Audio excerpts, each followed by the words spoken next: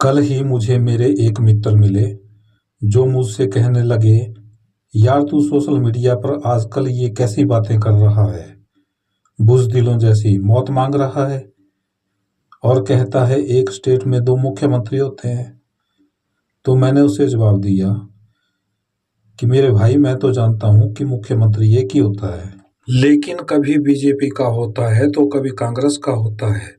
होता तो एक ही है जो हमारे समाज की देखरेख करते हैं, जिन्हें मैं राजा मानता हूँ। लेकिन अगर राजा ही आपस में लड़ते रहेंगे, चाहे कोई भी पार्टी का हो, तो जनता या समाज का क्या होगा? बाकी जनता का हाल तो आप सोशल मीडिया पर देख ही रहे हैं। लेकिन इसमें गलती ना राजा की है ना जनता की है, क्योंकि इतिहास के राजाओं ने जो शिक्षा बांटी है या बीज लगाए हैं, ये उसी के परिणाम हैं। कुछ लोग कहते हैं यूट्यूब पर सब कुछ झूठ होता है, तो क्या ये भी झूठ है? हिमाचल का इकलौता कमाऊ पूत कैसे हुआ कंगाल? वीरभद्र सिंह, जयराम ठाकुर या फिर सुखविंदर सिंह सुक्खू हैं जिम्मेदार। कभी प्रदेश सरकार को देता था कर्ज, आज हजारों करोड़ के घाटे में डूबा। 9,000 पोस्ट खाली, क्या अब पूरे राज्य की बिजली काट देंगे कर्मचारी? अंधेर नगरी चौपट राजा, टके सेठ भाजी, टके सेठ खाजा। इन पंक्तियों में राजा आत्मकेंद्रित और अन्यायी शासन व्यवस्था का प्रतीक है, इसलिए उसकी नगरी को अंधेर नगरी कहा गया है। अब बड़ा सवाल यह है कि क्या हमारा हिमाचल प्रदेश भी अंधेर नगरी हो गया है?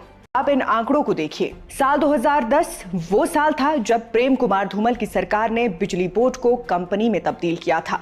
उस वक्त बोर्ड का कुल घाटा 520 करोड़ था। इसके बाद मार्च 2015 में वीरभद्र सरकार के दौरान ये घाटा 1,813 करोड़ 23 लाख रुपए हो गया। फिर वीरभद्र सिंह के ही राज में साल 2017 में ये बढ़कर 1,999 करोड़ रुपए हुआ। इसके बाद आया साल 2020 का। घाटा कम हुआ और ये आंकड़ा 1,531 करोड़ 50 लाख रुपए पहुंचा।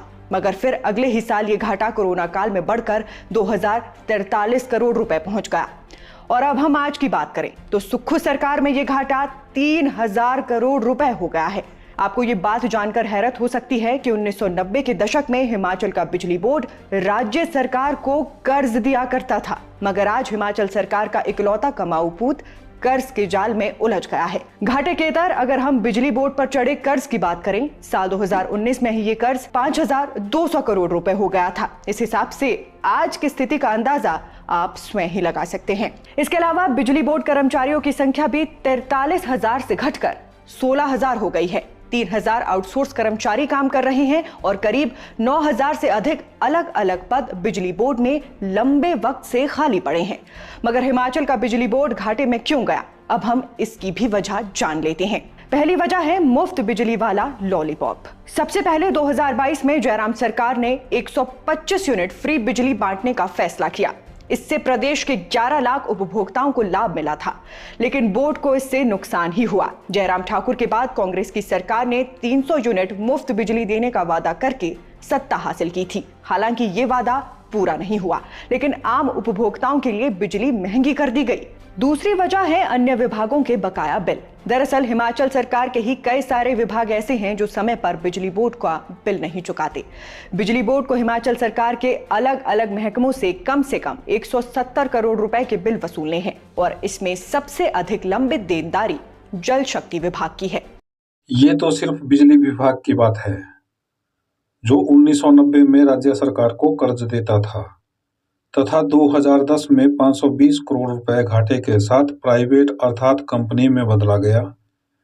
14 वर्षों बाद 3,000 करोड़ रुपए घाटा हुआ और आज हिमाचल प्रदेश का कुल कर्ज TV9 भारतवर्ष न्यूज चैनल के अनुसार पहले स्थान पर 95,000 करोड़ रुपए के साथ। अगर यह न्यूज़ें सच्ची है तो हम सब के बच्चों का भविष्य कैसा होगा, यही सोच रहा था। आखिर ये कर्जा कौन देता है और कब तक देगा?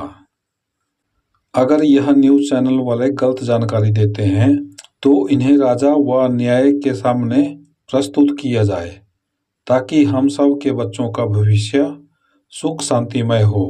हमारे प्रदेश का कर्जा बढ़ रहा है और लोग बेरोजगार हो रहे हैं। जहां 43,000 कर्मचारी होते थे वहां 16,000 कर्मचारी रह गए। अगर कर्मचारी पूरे ही रहते तो कर्जा और भी ज्यादा रहता, क्योंकि सैलरी तो देनी पड़ती। इसमें नेताओं का क्या कसूर? नेता भी तो समाज में से ही निकलते हैं, वह भी हमारे भाई बंधु हैं। ये गलती तो सिर्फ इतिहास की है, जिन्होंने ऐसी शिक्षा बनाई कि अपने बेटे को राजा बनाओ और दूसरे के बेटे को नौकर। अगर मैं कहूँ तो गलती उनकी भी नहीं थी, क्योंकि उस समय की वही ज़रूरत थी जिससे हमारा वर्तमान बना है, जिसमें हर टेक्नोलॉजी है और हम घर बैठे ही समाज को जोड़ सकते हैं। कमी है तो प्रेम के रास्ते की, जिसके लिए मेरी एक कोशिश, मेरा YouTube चैनल। धन्यवाद।